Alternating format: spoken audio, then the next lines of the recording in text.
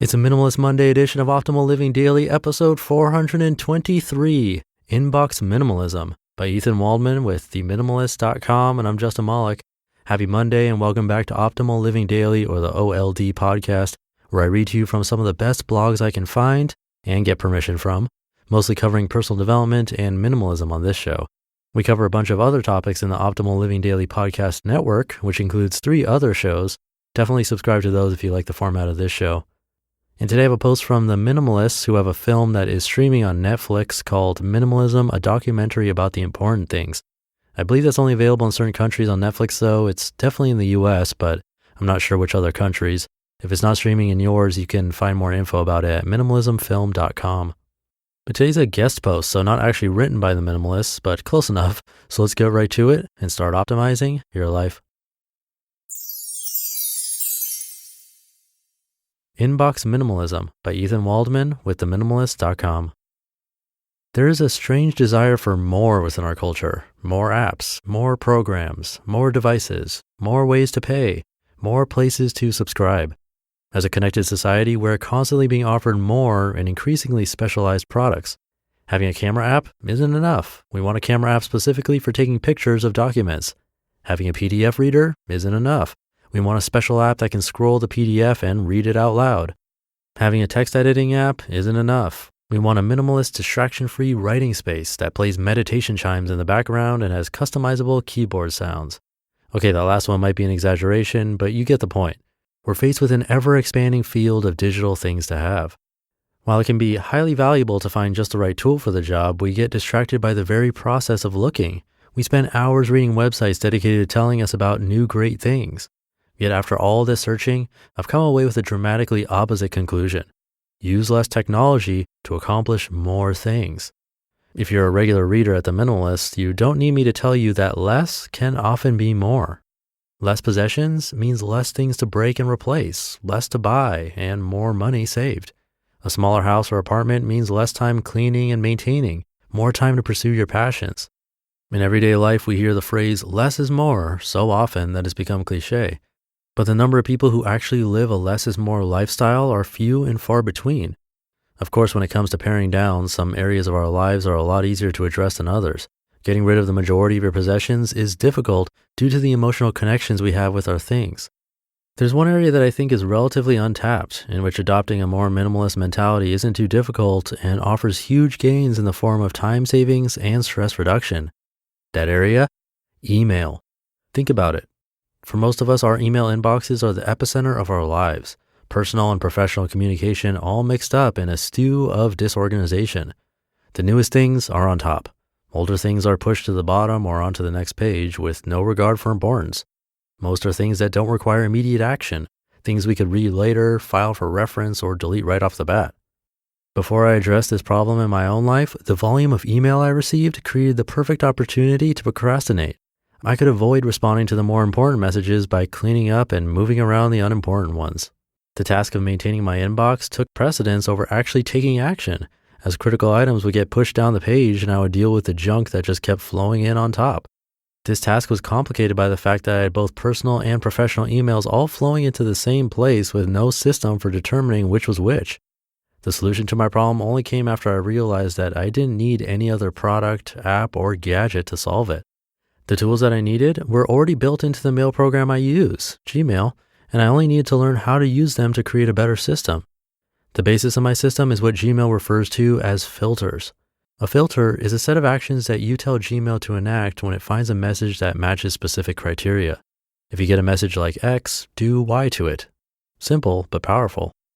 Over the course of years of experimenting and trying things out, I developed a system that keeps my inbox automatically organized. The changes I've experienced as a result have been what you might expect. Of the time I spend dealing with email, I spend the majority of it writing or responding to important messages.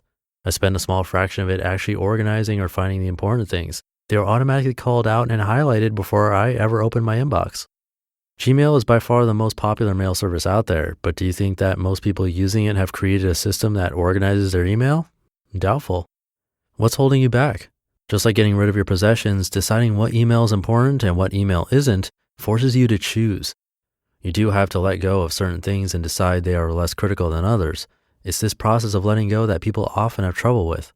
Some of the things I ultimately decided I could let go were all social media email notifications, nearly all email newsletters, all deal or coupon notifications, and all message board notifications. This list may be a starting point for you. The point is that every person must decide for themselves what they are willing to forgo seeing at the top of their inbox in order to gain more clarity and focus on what they define as important. But where to begin? Focus on what's important. Create a folder or just use the star in Gmail to start collecting samples of messages that you find are important. Do this over the course of 1 or 2 weeks and you'll soon have a good sampling of what should be high priority in your inbox. Now you can look through them and determine how you'll teach Gmail to treat the message. Is it from a specific person, certain domain, specific subject? Does it have an attachment? These are all criteria that can be used when you create your filters and teach your inbox to organize itself. I'm sure you know someone who keeps every single message in their inbox. They never move things into folders, they never delete anything, they never organize, and they defend their system. They don't want to change because they see no need to. They're happy living with an overflowing email inbox, just like other people are happy living in a house stuffed to the gills with things they never use or a smartphone overflowing with apps. In my own life, I found that my inbox minimalism rippled into my business and personal lives. The time it took me to respond to important things decreased and everybody was happier as a result. Less email truly became more time. At the end of the day, the choice is yours on what, if anything, you decide to implement. I promise positive effects of your efforts will be felt in and outside your email inbox. You just listened to the post titled Inbox Minimalism by Ethan Waldman with theminimalists.com. And again, that's a guest post on their site, so not actually written by the Minimalists, but still valuable. I actually changed to Gmail from my normal optimallivingdaily.com email address because that was getting hard to use and Gmail's helped a lot. And something really awesome, I finished narrating the audiobook Everything That Remains for the Minimalists that's available now.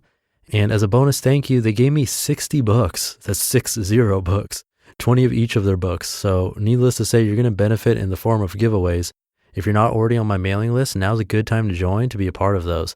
Just visit oldpodcast.com and enter your email address to be in those raffles. You'll also get other freebies from me like spreadsheet tools, and whenever I find free audiobooks and Kindle books, I share them in that newsletter. So again, just come by oldpodcast.com and enter your email address there to join. It's totally free. And I'll leave it at that. I hope your week is off to a great start. Thank you for being here and listening to me and for subscribing to the show. It really means a lot. And tomorrow and Thursday, actually, I'll be reading excerpts from books and giving away those books. So make sure you hear those episodes. I'll see you there where your optimal life awaits. Hey, this is Dan from the Optimal Finance Daily podcast, which is a lot like this show, except more focused on personal finance. Justin handpicks the best posts he can find from blogs and authors like Ramit Sethi, Mr. Money Mustache, and more, and I read them to you 5 days a week. So if you enjoy this podcast, come on over and subscribe to Optimal Finance Daily too. And together, we'll optimize your financial life. You've been listening to Optimal Living Daily. Be sure to hit the subscribe button to stay up to date on each new episode and head to oldpodcast.com. That's OLDpodcast.com for a free gift as well as more actionable tips and resources to help you maximize your potential. Thanks for joining us, and remember, your optimal life awaits.